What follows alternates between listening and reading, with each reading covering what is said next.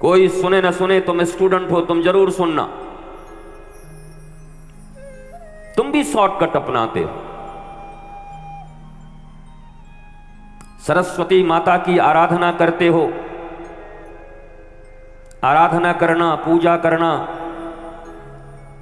ये उनके प्रति प्रेम, समर्पण और उनके जीवनचर्या से वो हमें क्या सिखाना चाहते हैं, अगर वो हमने सीखा ही नहीं। अब कुछ दिन के बाद बसंत पंचमी आएगी, सरस्वती की पूजा होगी, आराधना होगी, बूंदी बनेंगे, गाजर मटर बेर प्रसाद मिलेगा। अपनी किताब कलम कॉपी को रख करके जाके सरस्वती जी के पास रख करके प्रणाम करके आ जाएंगे कि इस बार अच्छे से पास करा देना। इतना तक तो ठीक है। माता पिता, श्रेष्ठ गुरुजन, देवी देव, इनसे आशीर्वाद की कामना करना ये श्रेष्ठ है। परंतु आशीर्वाद का अर्थ होता है अनुशासन। आशीर्वाद अनुशासनवाद। जिन देव की, जिन गुरुदेव की, जिन महादेव की, जिन भगवान श्री राम, श्री कृष्ण, हनुमान जी महाराज की आराधना कर रहे हो, क्या उनके जीवन चरित्र को अपने भीतर में लाने का प्रयत्न भी कर रहे हो? अगर नहीं करते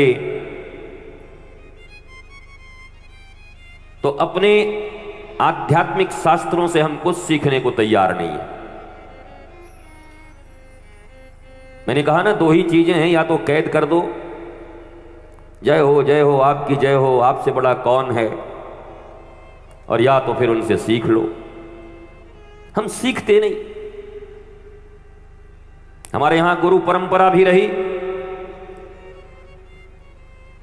तो वर्ष भर में एक बार गुरु आते, उनके चरणों का प्रक्षाल करते, चरणामृत लेते, घरों में देते और फिर कहते अब गुरु जी एक वर्ष बाद फिर आइएगा। तो हमने समस्त ज्ञान, विज्ञान, प्रज्ञा, इन सबको कर्म कांडों में ही सीमित कर दिया।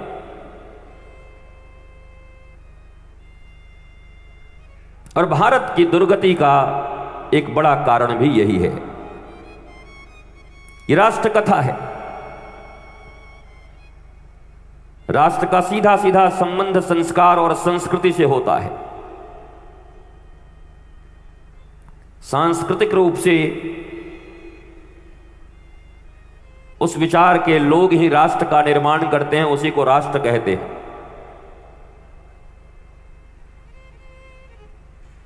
हर पंडाल में जब मैं ये पूछता हूं कि सनातन सनातन, हिंदू हिंदू, संस्कृति संस्कृति, भारत भारत करने वाले लोगों से पूछो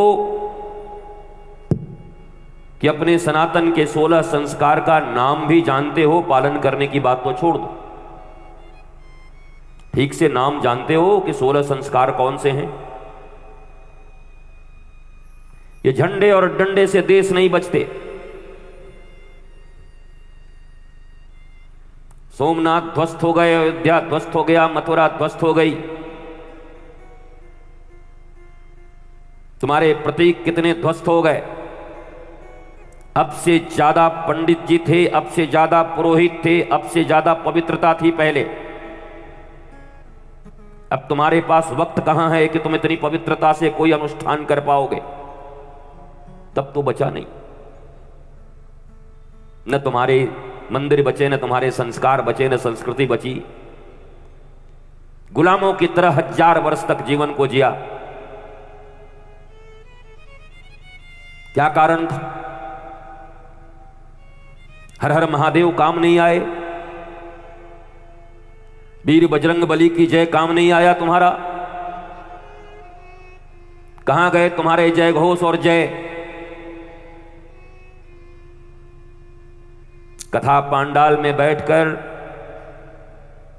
केवल मधुर संगीत सुनने के आदी हो चुके लोगों,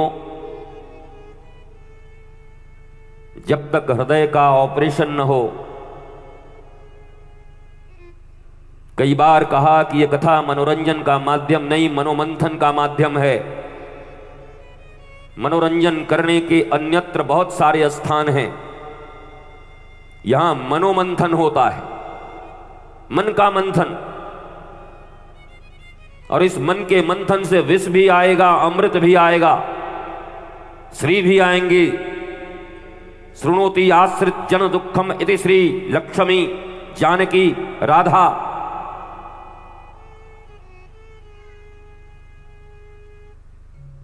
पर मंथन न हो तो ये मन ही तुम्हारे जीवन के नाश के लिए अकेला काफी है। तुम्हें किसी शत्रु की आवश्यकता नहीं। तुम्हारे मन से बड़ा शत्रु इस पृथ्वी पर तुम्हारे लिए कोई नहीं। जैसे मैंने कल तुम्हें कहा, हार्वर्ड के रिसर्च ये बताते हैं कि 7 वर्ष की आयु तक 70% संस्कार बच्चों के पूर्णतः बन जाते हैं। हार्वर्ड वाले बोलते हैं, वो हमसे थोड़े ऊपर होंगे, पर हमारी प्राचीन संस्कृति ये बोलती है कि 5 वर्ष की आयु तक बच्चे अपने सारे संस्कार सीख लेते हैं।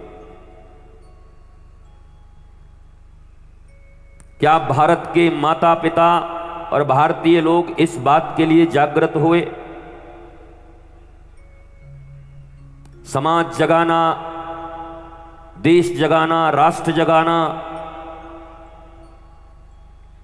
जो अपने परिवार को ही न जगा पाए, जिसके अधिकारी तुम बनाए गए थे, नहीं तो हो जाते बाबा जी हमारी तरह।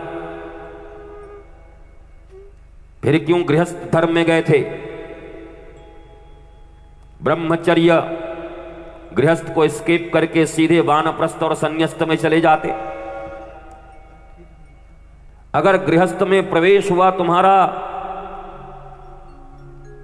तो 5 वर्ष की आयु तक तुम्हारे बालकों को जो संस्कार तुम्हारे द्वारा मिलने चाहिए थे, क्या तुमने दिए? और नहीं दिए तो छाती ठोक के, महाराज जी गृहस्थ धर्म से बड़ा कोई धर्म होता है महाराज जी। रावणों गृहस्थ था, अब कंस भी गृहस्थ था। गृहस्थ धर्म, एक गृह मुंबई में, एक कलकत्ते में, एक न्यूयॉर्क में, ये स्थूल घर हैं गृह, पर असली घर कहां है? 80 साल 90 साल के बाद कहां जाओगे? और इसके पहले कहां थे?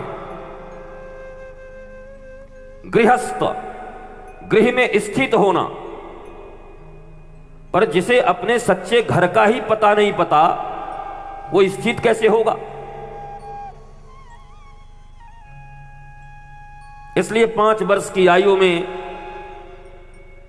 सुनीति ने अपने बेटे ध्रुव को गृहस्थ होना सिखा दिया कि तुम्हारा सच्चा गृह कौन है, उसे पहचान लो। इसलिए माता कयाधु और नारद जी ने गुरु के रूप में प्रहलाद को 5 वर्ष की आयु में सिखा दिया कि तुम्हारा असली गृह कौन है वो जान लो। इसलिए 3 वर्ष की आयु से मीरा ये सीख गई कि उसका असली गृह कौन है। और तुम भी स्कूल और कॉलेजों में पढ़ने वाले मेरे प्यारे बच्चों, तुम भी अपने असली घरों को पहचान लेना।